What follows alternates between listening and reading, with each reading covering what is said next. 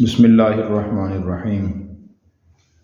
عن ابی ہریرہ قال كنا قعودا حوض رسول اللہ صلی اللہ علیہ وسلم۔ حضرت ابو ہریرہ سے روایت ہے، فرماتے ہیں کہ ہم رسول اللہ صلی اللہ علیہ وسلم کے قریب بیٹھے ہوئے تھے، ومعنا ابو بکر و عمر فی نفر، اور ہمارے ساتھ ابو بکر عمر بھی تھے، ایک جماعت ہمارے ساتھ تھی۔ فقام رسول اللہ صلی اللہ علیہ وسلم من بین اظہرنا، تو آپ صلی اللہ علیہ وسلم ہمارے درمیان سے کھڑے ہوئے۔ فابطأ علینا، آپ نے تاخیر کی ہمارے پاس تشریف لانے میں۔ وخشینا ان یقتطع دوننا، اور ہمیں یہ اندیشہ ہوا کہ شاید آپ کو تکلیف نہ پہنچا دی گئی ہو ہم سے ہٹ کر۔ وفزعنا، اور ہم گھبرائے۔ فقمنا، ہم کھڑے ہوئے۔ فکنت اول من فزع فخرجت ابتغی رسول اللہ صلی اللہ علیہ وسلم، تو پہلا شخص جسے گھبراہٹ ہوئی وہ میں تھا، میں نکلا ابتغی رسول اللہ صلی اللہ علیہ وسلم کو تلاش کرنے کے لیے۔ حتیٰ اتیت، یہاں تک کہ میں آیا، حائطا للانصاری بن النجار، حائط کا معنی باغ ہے، انصار کے ایک باغ کے پاس آیا جو بنی نجار کا تھا۔ فدرت به، میں اس کے چاروں طرف گھوما۔ هل اجد له بابا، کہ کیا میں اس کا کوئی دروازہ پاتا ہوں؟ فلم اجد، میں نے دروازہ نہیں پایا۔ فاذا ربیع يدخل في جوف حائط من بنی خارجہ بیری خارجہ، ربیع اچانک ایک وہ نالی تھی جو داخل ہو رہی تھی، فی جوفی حائط، باغ کے درمیان میں، من بیری خارجہ، خارجہ کنویں سے۔ والربیع الجدول، ربیع کہتے ہیں چھوٹی نالی کو۔ قال فاحتفظت فدخلت علی رسول اللہ صلی اللہ علیہ وسلم، کہتے ہیں میں سمٹا اور میں داخل ہوا رسول اللہ صلی اللہ علیہ وسلم کے پاس۔ فقال ابو ہریرہ، آپ نے پوچھا ابو ہریرہ ہو؟ قلت نعم، میں نے کہا جی ہاں یا رسول اللہ۔ قال ما شانک، آپ نے پوچھا کیا حال ہے؟ تو قلت کنت بین اظہرنا، تو میں نے عرض کیا کہ آپ ہمارے درمیان تھے۔ فقمت، پھر آپ کھڑے ہو کر تشریف لے گئے۔ فابطأ علینا، پھر آپ نے ہمارے پاس آنے میں تاخیر کی۔ فخشینا ان تقطع دوننا، تو ہمیں اندیشہ ہوا کہ کہیں آپ کو نقصان نہ پہنچا دیا گیا ہو۔ ففزعنا، تو ہم ڈرے، ہم گھبرائے۔ فکنت اول من فزع، تو پہلا شخص جو گھبرایا وہ میں ہوں۔ فاتیت ھذا الحائط، میں آیا اس باغ کے پاس۔ فاحتفظت کما یحتفظ الثعلب، تو میں سمٹا جیسے سمٹتی ہے ثعلب، لومڑی۔ وہؤلاء الناس ورائی، اور یہ لوگ میرے پیچھے ہیں۔ فقال یا ابا ہریرہ، آپ نے فرمایا کہ ابو ہریرہ، واعطانی نعلیہ، اور آپ نے مجھے عطا فرمایا اپنے جوتے۔ فقال اذهب بنعلی ہاتین، آپ نے فرمایا میرے دو جوتے لے جاؤ۔ فمن لقیک من وراء ھذا الحائط، جو بھی آپ کو ملے اس باغ کے باہر، یشہد ان لا الہ الا اللہ، وہ گواہی دیتا ہو کہ اللہ کے سوا کوئی معبود نہیں، مستقینا بہا قلبہ، اور اس گواہی پر اس کا دل یقین کرتا ہو، بشرہ بالجنہ، اس کو بشارت دے دینا جنت کی۔ فکان اول من لقیت عمر، تو پہلا شخص جس سے میں ملا وہ حضرت عمر تھے۔ فقال ما ہاتان النعلان یا ابا ہریرہ، انہوں نے کہا دو جوتے ابو ہریرہ کیسے ہیں؟ قلت ہاتان نعلا رسول اللہ صلی اللہ علیہ وسلم، میں نے کہا یہ دو جوتے رسول اللہ صلی اللہ علیہ وسلم کے ہیں۔ بعثنی بہما، آپ نے مجھے دونوں دے کے بھیجا ہے۔ من لقیت یشہد ان لا الہ الا اللہ مستقینا بہا قلبہ، اور آپ نے مجھے بھیجا ہے اور فرمایا کہ جو آدمی بھی مجھے ملے یا جس سے ملوں وہ گواہی دیتا ہو صدق دل سے کہ اللہ کے سوا کوئی معبود نہیں، بشرتہ بالجنہ، میں اس کو جنت کی بشارت سنا دوں۔ فضرب عمر بین ثدییہ فخررت لیستی، حضرت عمر نے مارا میری چھاتی کے درمیان، فخررت، میں گر گیا، لیستی اپنے سرین کے بل۔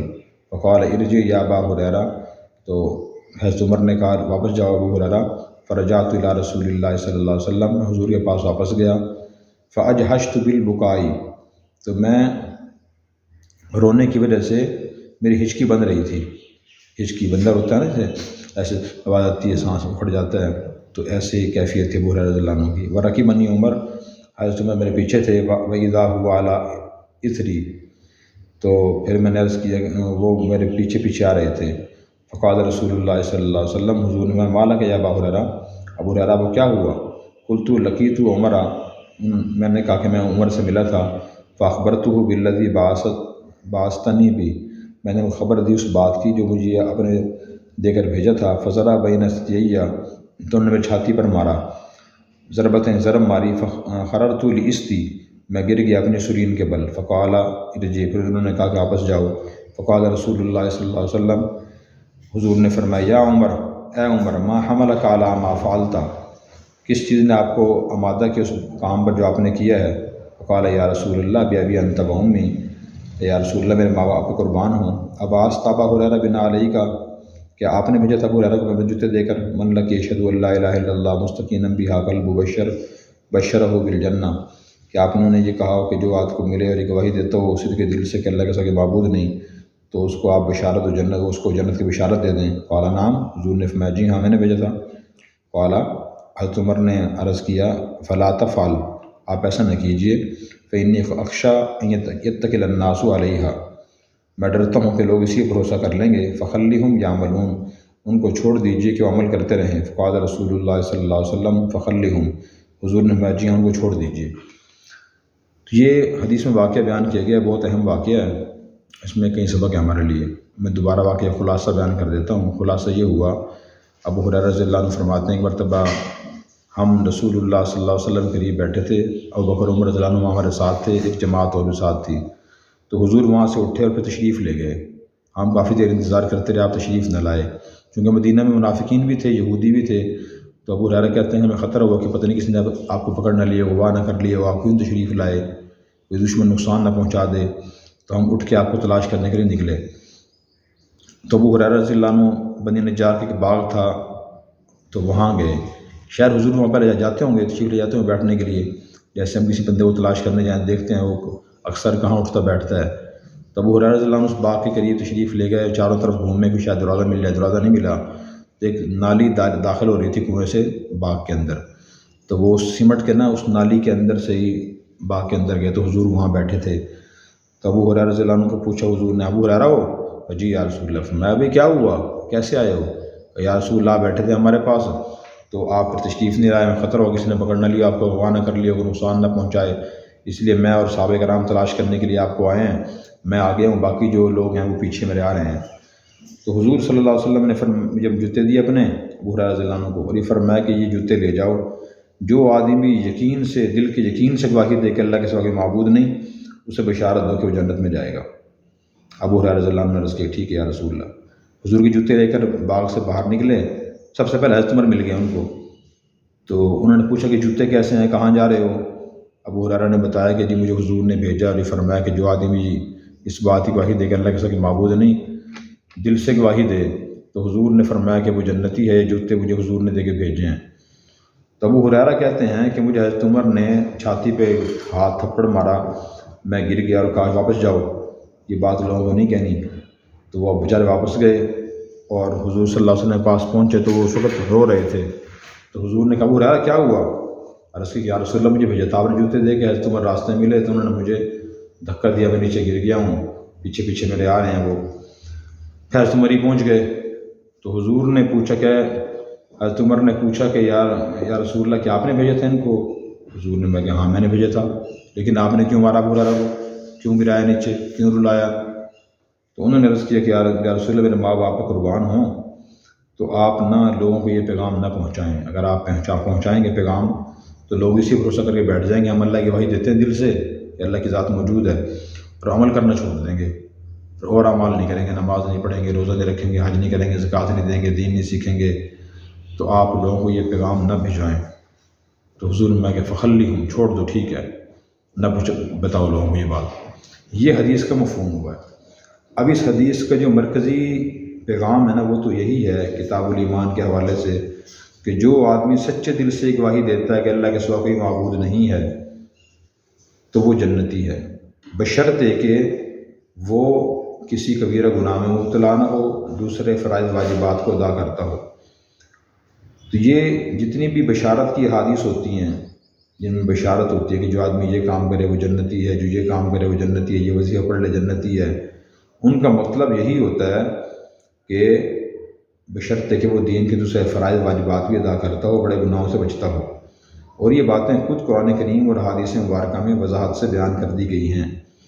ان کی مثال بھی ہے، مثال ان کی ایسے جیسے کوئی آدمی کرشی ہمدرد کمپنی کا تریفل ایک معجون ہوتا ہے، نزلے کے لیے بہت اچھا ہوتا ہے، اور کوئی آدمی یہ کہے کہ جو آدمی تریفل کھا لیتا ہے نا اس کو نزلہ نہیں ہوتا، اس کا مطلب کیا ہوگا کہ تریفل کھا کے بے شک وہ سردی کے موسم میں ٹھنڈا پانی پیتا رہے، سردی میں پھرتا رہے کھلی فضا میں، ٹھنڈی چیزوں سے پرہیز نہ کرے، کھٹی چیزوں سے پرہیز نہ کرے، کیا پھر بھی وہ دوائی کام کرے گی؟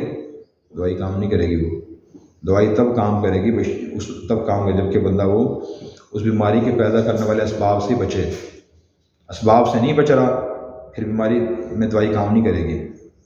پرہیز واجب اسی وجہ سے پرہیز ضروری ہے. بندہ پرہیز نہ کرے دوائی کتنی استعمال کرتا رہے دوائی اثر نہیں کرتی. وہ دوائی استعمال کرنا اس حالت میں مٹی میں ڈالنے کی طرح ہوتا ہے. ایک بات تو یہ. دوسرا یہ کہ ابو ہریرہ رضی اللہ تعالیٰ عنہ کو حضرت عمر نے کیوں مارا. حضرت ابو ہریرہ حضور کا پیغام لے کے جا رہے تھے. حضرت عمر کو کس نے اجازت دی کہ وہ ابو ہریرہ کو مارتے؟ اسی کیا وجہ تھی؟ تو یہ سمجھنے والی بات ہے.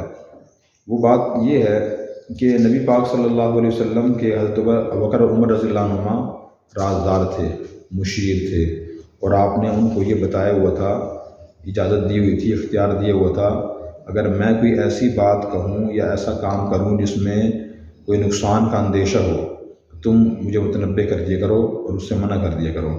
جیسے پیچھے کا واقعہ گزرا ہے کہ صحابہ نے حضور سے کہا یا رسول اللہ سواری کے اونٹ ذبح کر لیں، ان سے ہم تیل بھی حاصل کریں گے، کھا بھی لیں گے پانی والے اونٹ تاکہ وہ ختم ہو جائے. تو حضور نے فرمایا کہ ٹھیک کر لو. حضرت عمر رضی اللہ عنہ نے حضور سے عرض کیا رسول اللہ ایسا نہ کریں، اجازت دیں گے تو یہ سارے اونٹ سواری والے اونٹ بھی کھا لیں گے، یہ واپسی مشکل ہو جائے گی سفر سے. تو آپ نے فرمایا کہ ٹھیک ہے ابھی نہ ذبح کرو، بلکہ جو بچے ہوئے زیادہ رات تھا کھانا تھا منگوایا گیا، دسترخوان بھی ڈالا گیا اور آپ نے دعا فرمائی سے برکت ہوگی، سارے لشکر کے لیے وہ کافی ہو گیا. تو حضرت عمر رضی اللہ عنہ نے اس لیے یہ کام کیا، اس لیے معاذ اللہ نہیں کیا کہ ان کی حضور کے یہاں اہمیت نہیں تھی کہ حضور پہ حکم چلایا کرتے تھے، وہ ایسا نہیں تھا. پھر جب حضرت عمر رضی اللہ تعالیٰ عنہ نے آپ کے سامنے اس کا ایک سائڈ افیکٹ رکھا یا رسول اللہ اس میں یہ غلطیاں پیدا ہونے کا اندیشہ ہے، تو آپ نے فرمایا فخلی ہوں، ہاں لوگوں کو چھوڑ دو، یہ بات نہ بتاؤ. اسی طرح پیچھے ایک اور حدیث گزری ہے، حضرت معاذ بن جبل حضور کے ساتھ سفر پہ تھے، تو حضور نے 3 دفعہ کچھ فرمایا کہ یا معاذ بن جبل، یا معاذ بن جبل. تو انہوں نے کہا لبیک یا رسول اللہ صادق. پھر حضور نے یہ فرمایا کہ تم جانتے ہو کہ اللہ کے ذمہ بندوں کا حق کیا ہے، بندوں کے ذمہ اللہ کا حق کیا ہے. تو انہوں نے عرض کیا اللہ رسول بہتر جانتے ہیں. پھر آپ نے ان کو بتایا پھر کہ اللہ کے ذمہ بندوں کے ذمہ اللہ کا حق یہ ہے کہ وہ اللہ کی عبادت کریں، کسی کو شریک نہ ٹھہرائیں، اور جب یہ کام کر لیں تو اللہ کے ذمہ حق یہ ہے کہ بندے جو ہیں نا بندوں کی مغفرت کر دیں. اور اسی طرح ایک اور حدیث میں تھا کہ جو گواہی دیتا ہے کہ اللہ سے معبود محمد اللہ کے رسول وہ جنتی ہیں. حضرت معاذ رضی اللہ عنہ نے حضور سے پوچھا بتا دوں لوگوں کو، آپ نے فرمایا کہ نہ بتانا. حضرت معاذ رضی اللہ عنہ نے اپنی موت کے وقت لوگوں کو بتایا تھا کہ حدیث چھپی نہ رہے، لوگوں کے نم میں آ جائے. میں نے وہاں بھی یہ بات عرض کی تھی. اور حضرت عمر اور ابوبکر رضی اللہ عنہ کے صحابہ کرام میں ایک نگران کی حیثیت تھی. جیسے کوئی کلاس ہو تو استاد کسی اچھے شاگرد کو نگران بنا دیتے ہیں، یا آپ نے خیال کرنا ہے ان کا کوئی نامناسب بات کام نہ کرے، اس نگران کو اجازت ہوتی ہے گرفت کرنے کی. یا اسی طرح کوئی آدمی اپنا مینیجر بنا دیتا ہے اپنا نائب کسی ادارے میں، کہ آپ نے دیکھ بھال کرنی ہے کہ آدمی نامناسب کام بات نہ کرے، یا مجھ سے بھی اچھی کوئی نامناسب بات ہو تو مجھے متنبہ کر دینا. تو عمر اور ابوبکر رضی اللہ عنہ کی یہ وہ حیثیت تھی. جو انہوں نے کیا ہے وہ معاذ اللہ کوئی بے ادبی کی وجہ سے یا تکبر کی وجہ سے نہیں کیا، بلکہ وہ اس لیے کیا تاکہ لوگوں میں غلطفہمی پیدا نہ ہو. جب حضور کے ذہن میں وہ پہلو آیا تو آپ نے بھی منع فرما دیا کہ ہاں لوگوں کو یہ بات نہ بتاؤ. تو بہرحال یہ اس کی تشریح ہے. اور جتنا ہو سکے اسی لیے کہا جاتا ہے کہ جو بڑے لوگ ہوں نا، آپ کے والد صاحب ہیں، اساتذہ ہیں، مشائخ ہیں، علماء ہیں، تو ان کی باتوں کی اچھی تعویل کریں حتی الوسع. آج کل چھوٹوں میں بے ادبی بہت زیادہ ہے. کسی بڑے کی بات سنتے ہیں وہ سمجھ نہیں آتی فوراً رد کرنا شروع کر دیتے ہیں. والد صاحب نے یہ بات کیسے کہہ دی، مولانا صاحب نے یہ بات کیسے کہہ دی، استاد نے یہ بات کیسے کہہ دی، تو ہے ہی غلط. وہ غلط بعض اوقات نہیں ہوتی، اور اکثر اوقات غلط نہیں، وہ صحیح ہوتی ہے. چھوٹے کے سمجھنے میں فرق ہوتا ہے. اللہ تبارک و تعالی ہمیں یہ سمجھ کے عمل کرنے کی توفیق عطا فرمائے.